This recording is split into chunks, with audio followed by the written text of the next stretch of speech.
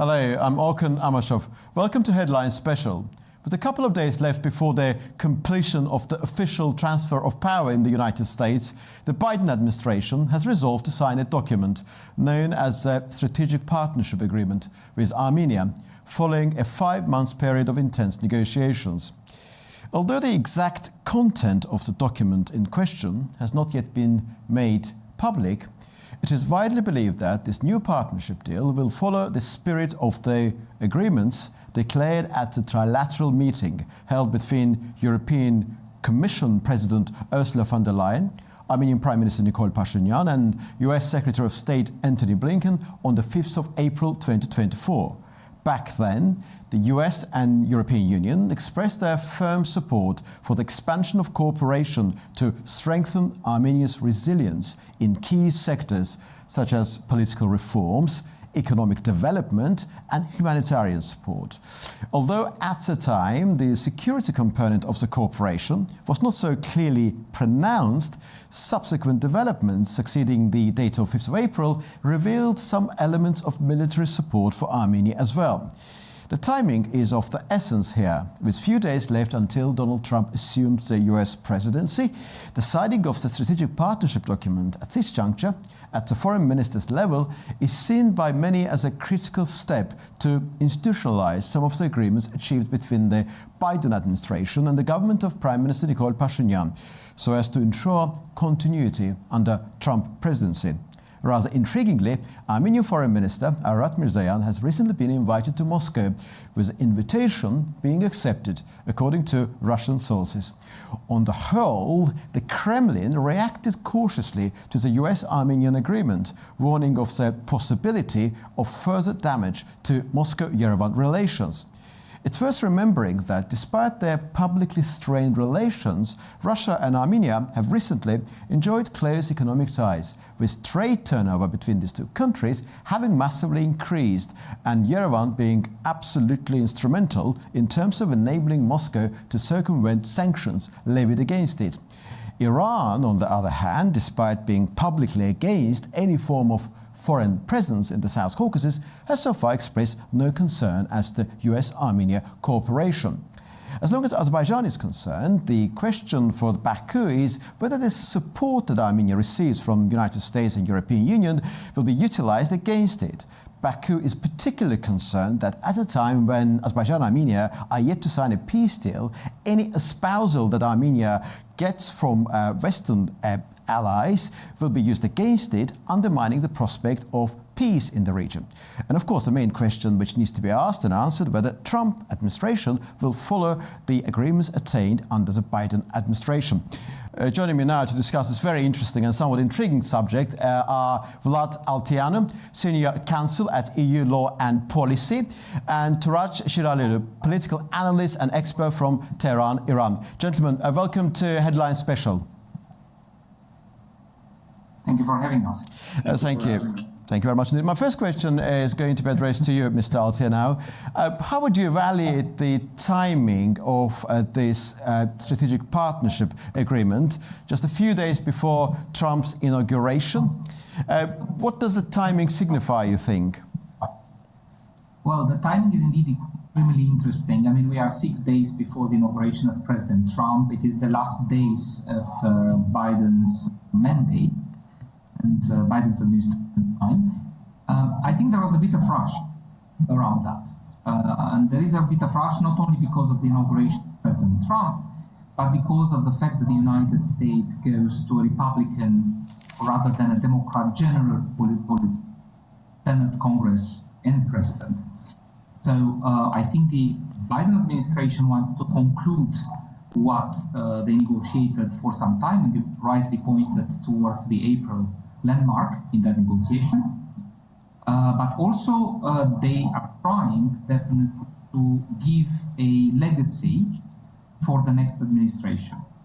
The question is now, will indeed the next administration follow that legacy or will not follow that legacy?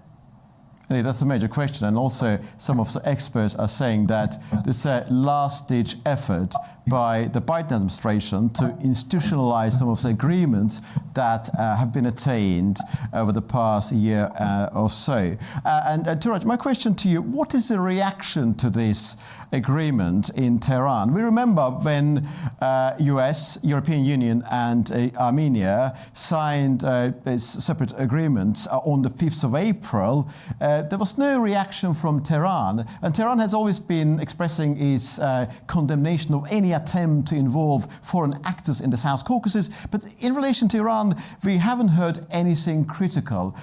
Why? So far, as you said, since the first news broke out that there would be such an agreement between Yerevan and Washington, there has been no reaction. I think what Iran should be very watchful. It should take a very, very smart policy, adopt a very. By analogy, look what has been happening in relations between neighboring Iraq and the United States. Iraq is a neighboring country of Iran.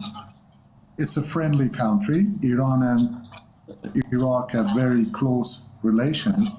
And at the same time, Baghdad has very close ties with the United States. So Iran is, by analogy, is in a similar situation or condition. Iran and Armenia have centuries-old relations. And at the same time, Armenia wants to expand its relations based on a broader policy with the United States, which is Iran and Washington have very strained relations.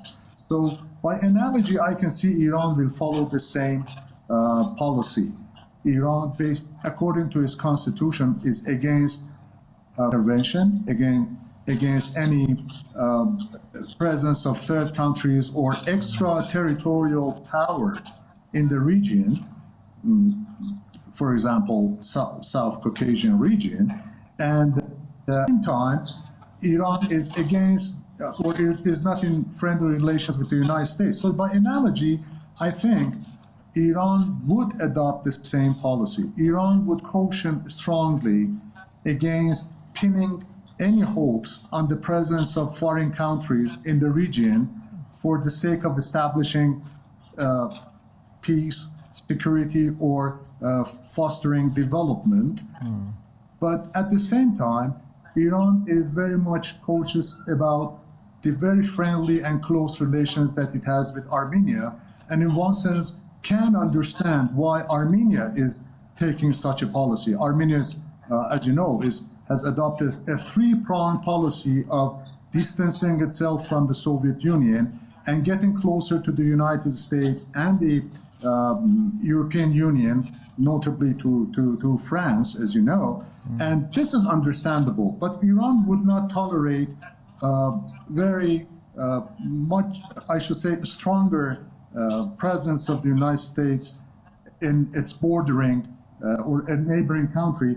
But just to answer your question shortly, Iran should adopt or thinks that it should adopt a very, very smart step in this regard. And as you said, yes, so far in the past few months, since the first news broke out, Iran has not taken any stance. Yes, indeed. And Iranian-Armenian relations are of some intricacy, of course. And there were some drills, joint US-Armenian drills back in summer of 2024. There was no Iranian reaction. And one wonders what are the key components of Iranian policy regarding to Armenia. We'll come back to that a bit later. Vlad, Armenia's geopolitical position is very challenging. We all understand this.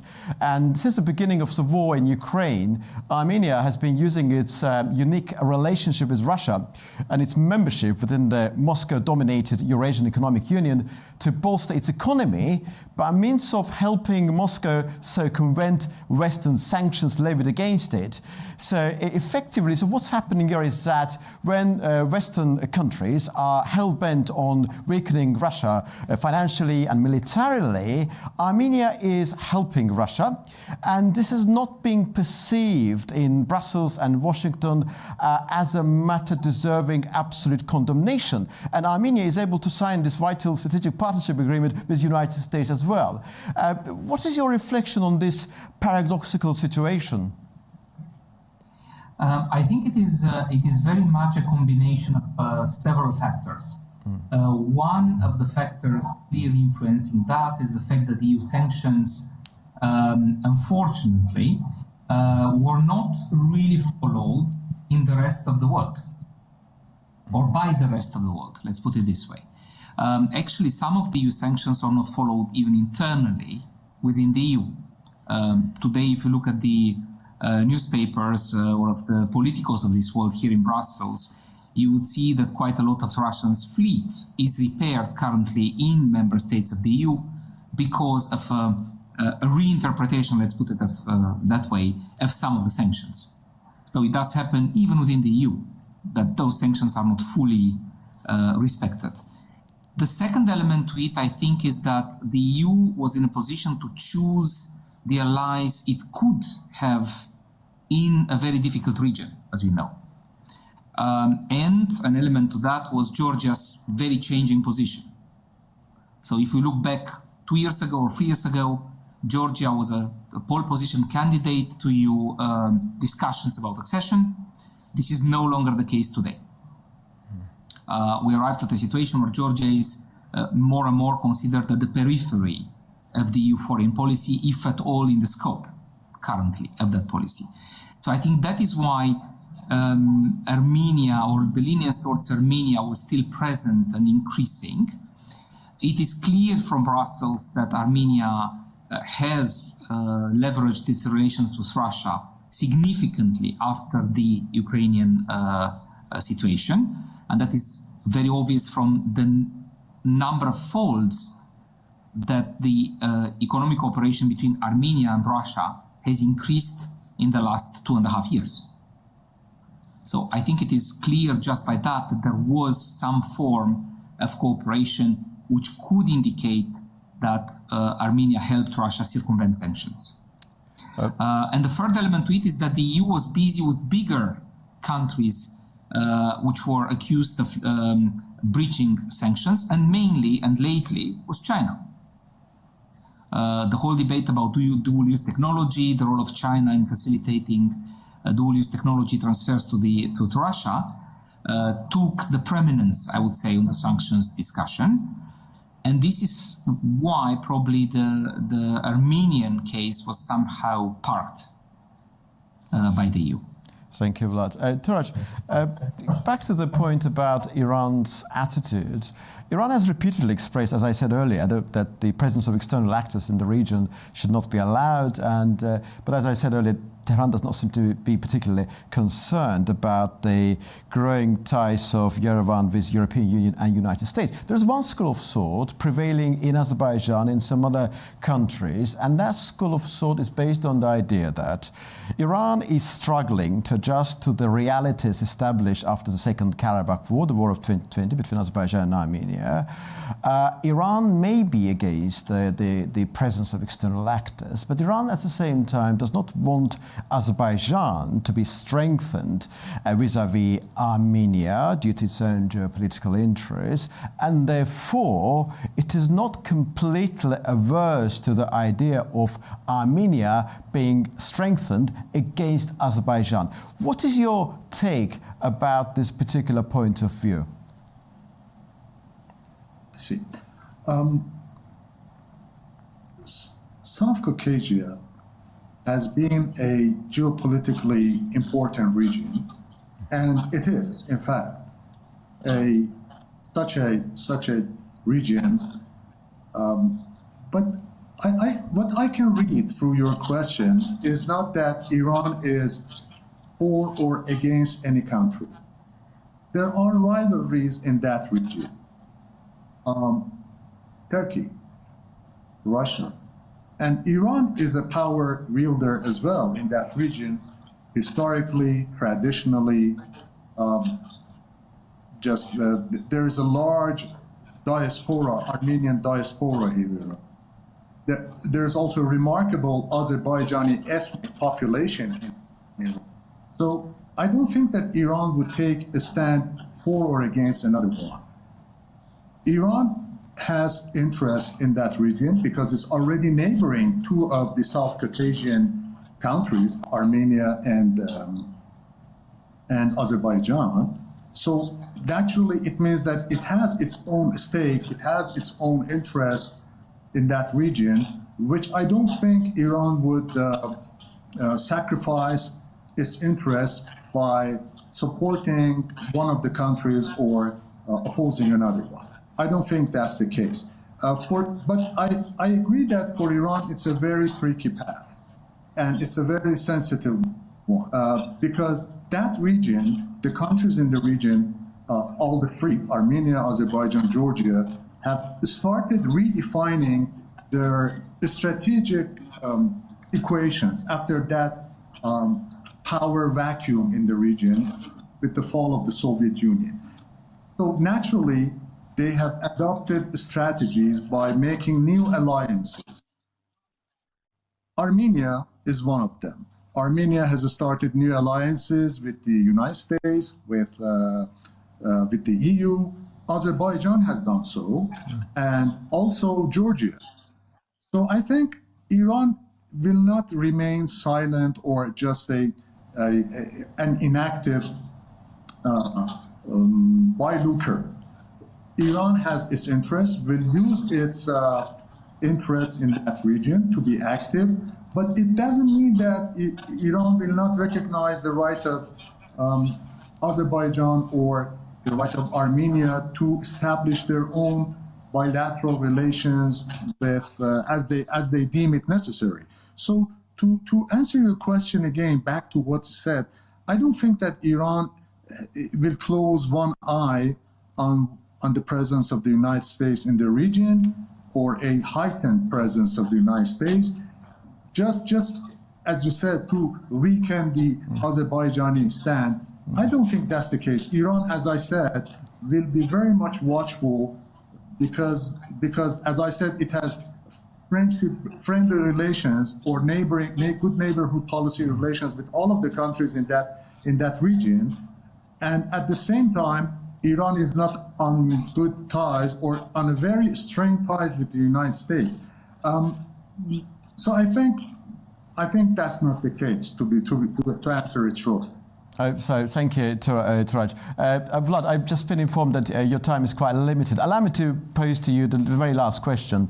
Azerbaijani side has expressed concerns about EU establishing geopolitical divides in the South Caucasus by putting Armenia and Georgia against Azerbaijan, and a particular reference has been made to the presence of EU civilian mission on the Armenian side of the Azerbaijani-Armenian border.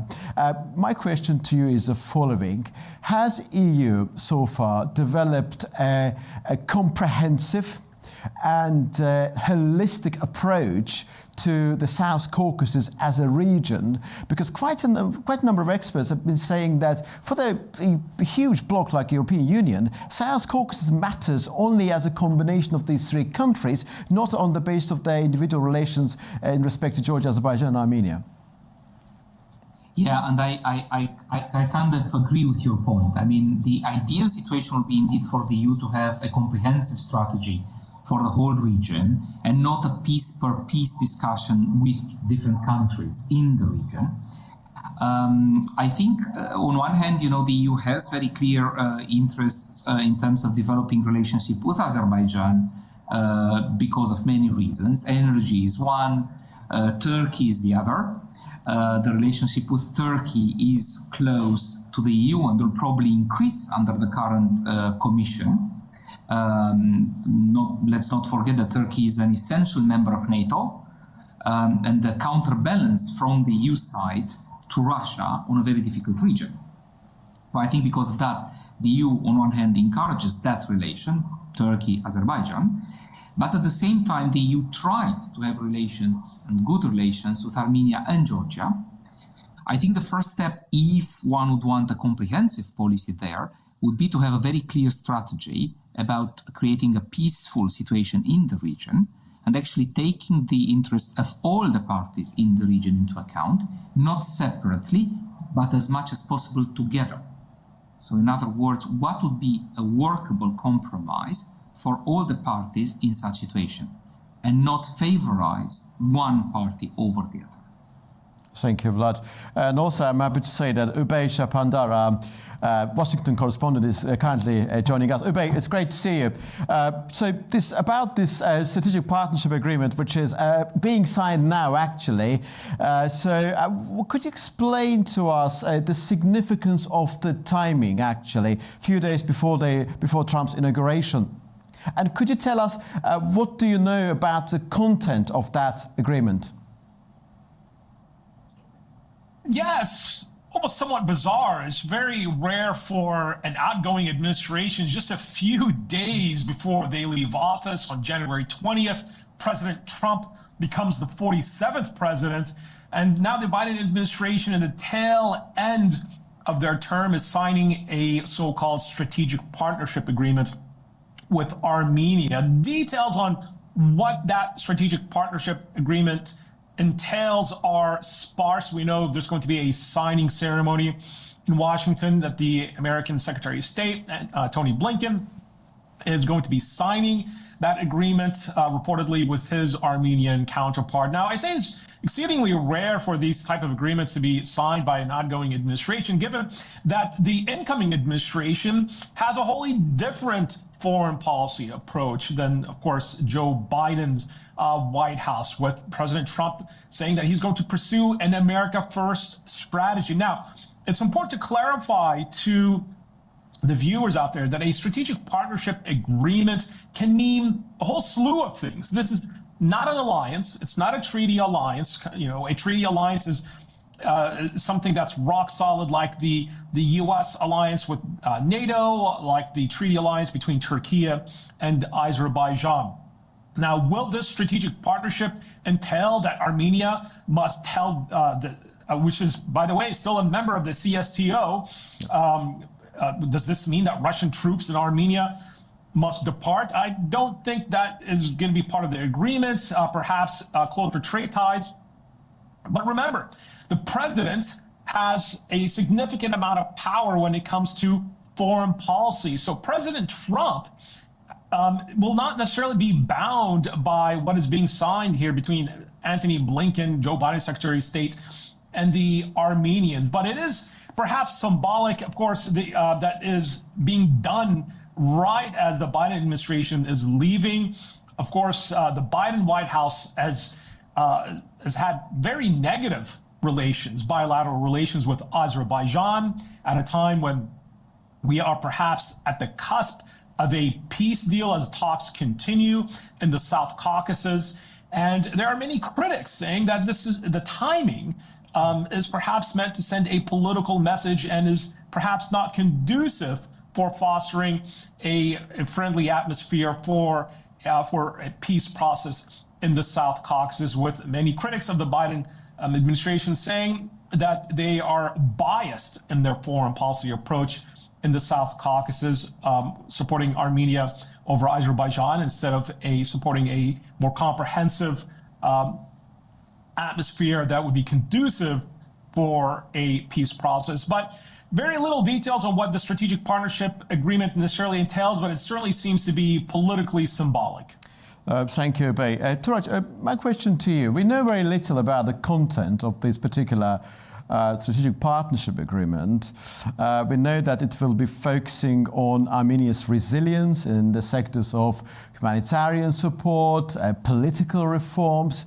But we also know that there have been military drills, joint US Armenian drills back in July, and we know that US is playing a certain role in terms of helping Armenia in terms of development of its military infrastructure as well. If the military component of that partnership agreement is going to be very pronounced, what do you think the Iranian reaction is going to be? Will it be a matter of concern for Iran, or do you think it will be a moment of tolerable nature for Tehran as it was before? As I said, Armenia has adopted a three-pronged strategy. One is distancing itself from Russia. Second is establishing or diversifying its alliances with the Western countries, as I said, the United States and the European Union. And the third one is boosting its military capability, that means both in terms of hardware and software. That means buying equipment and at the same time training and education of its forces. So what is happening, I think, is within that strategy, the general or the mega strategy. So I think as long as Iran doesn't consider such drills against its interests, Iran will not show a strong reaction. The general practice or the general policy of Iran is condemning or warning any such military operations in its backyard, in its neighborhood. But if Iran doesn't think that such drills, military drills, are going to be addressed to its interests directly, Iran will not show any practical reaction in this regard. Thank you. One point, sure, which is being kept and questioned, is whether incoming and outgoing governments in the United States will make any difference. The general saying is that in the United States, you don't have foreign policy. You have a checklist of national interests, regional interests, and global interests. So I don't think outgoing presidency or incoming presidency will make a much difference in U.S. foreign policy regarding the South Caucasian region. And especially when we make a hype or over-stress the role of the president, I think it's not the case in the United States. There is an analytical model called a structure agent. The structure means the whole establishment of the United States, and agent are those people, officials, authorities involved. So coming and going of officials will not change it a lot. And of course, incoming President Trump can overturn such an agreement with Armenia, but we should see whether that structure or the national bodies in the United States deem it as necessary to be done or so. As long as it is not a treaty, the U.S. government, President-elect Trump's government, can also over such an agreement, even a strategic or a security agreement with any country, including Armenia. Thank you, Tarek. Thank you. So as I understand, EU civilian mission is not perceived as a danger to Iranian interests. Drills are not perceived as danger. Thank you very much. And Vlad, just bearing in mind that you are still there, allow me to put this question to you. As you know, a few days ago, Armenian government, cabinet actually, approved a draft bill on the accession to the European Union. This will be discussed in the parliament. How seriously Armenia's EU aspirations are being perceived in Brussels? I think the Brussels strategy in terms of accession has changed quite a lot since Ukraine and since the war in Ukraine, with quite a number of newcomers in that group and with a speeding of some accession discussions. For instance, that would be a good example would be Moldavia, the Republic of Moldavia, who was speeded up extremely fast in the last time. The same goes for the Western Balkans to some extent. So the EU has actually speeded up that exercise. To what extent Armenia will be in the first, second, or third layer of those negotiations, I think will depend more of two different things: of what Armenia does itself in terms of its own market and its own market reforms, and secondly, about the geopolitics of the region. How will those geopolitics of the region evolve in the next couple of years, let's say? What the general security situation will be in the region and beyond the region on the European continent. And last but not least, what the new administration in the US will do in that region. And all those elements, I think, will play a role in how serious the Armenian evolution towards eventual EU membership would become. And will Armenia be required to leave Eurasian Economic Union at some point soon, as part of its efforts to join the European Union, as part of the accession process?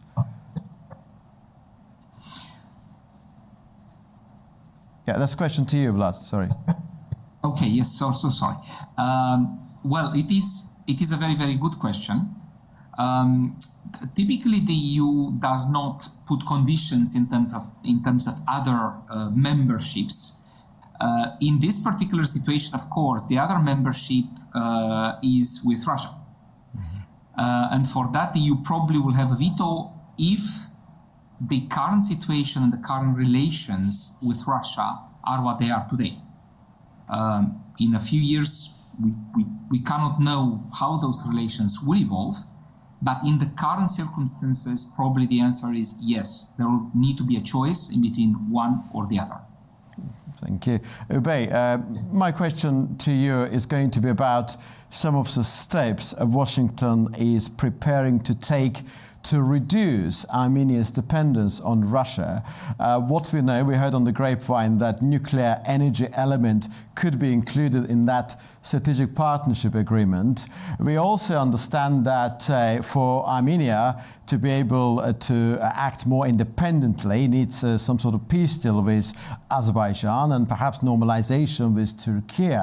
And to what extent do you think United States is ready to help Armenia in terms of its economic self-sufficiency in such a way that US help would considerably decrease its dependence on Russia? Well, right now, the Armenian economy is entirely dependent on that north-south corridor and is essentially dependent on Russia and Iran.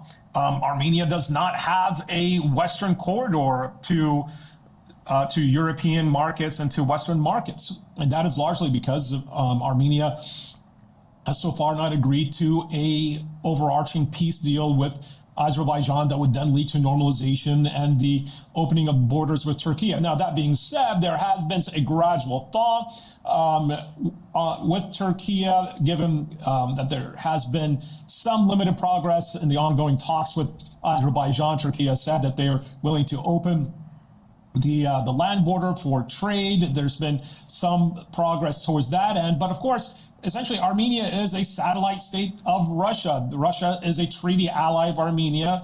Armenia does not have any real Western trade connections because of that north-south axis that Armenia has between Russia and Iran. And in fact, Armenia, according to reports, is widely considered to be a main smuggling route for goods that are sanctioned, that the Russian government and Russian state companies cannot receive from the West. So essentially what is happening here is that those goods are being exported to Armenia and then re-exported from Armenia to Russia, according to some of these latest reports that we are seeing from economic analysts here in the West. So for Armenia to chart a new path towards Europe, towards the US, would require a major break from its current status quo agreements with Russia on the military and economic front. And that is one of the arguments that are being made here in the U.S. on why Armenia needs to reach an all-encompassing deal with Azerbaijan. Look, the war in Karabakh is over. That's been settled.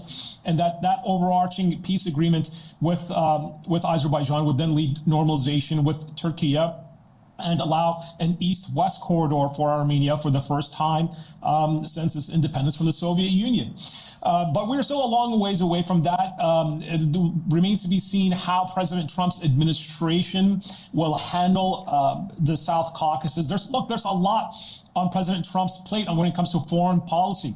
Of course, this is an America first foreign policy that will really heavily focus on trade agreements. And we've already seen indicators from the incoming president that he is going to put tariffs on countries that don't establish equitable trade deals with the United States. But I think you can expect the U.S. is going to be really heavily focused on what's happening in Europe with the Ukraine war, with the Middle East peace process. We're already seeing some indications that a deal might even be reached before President Trump is inaugurated.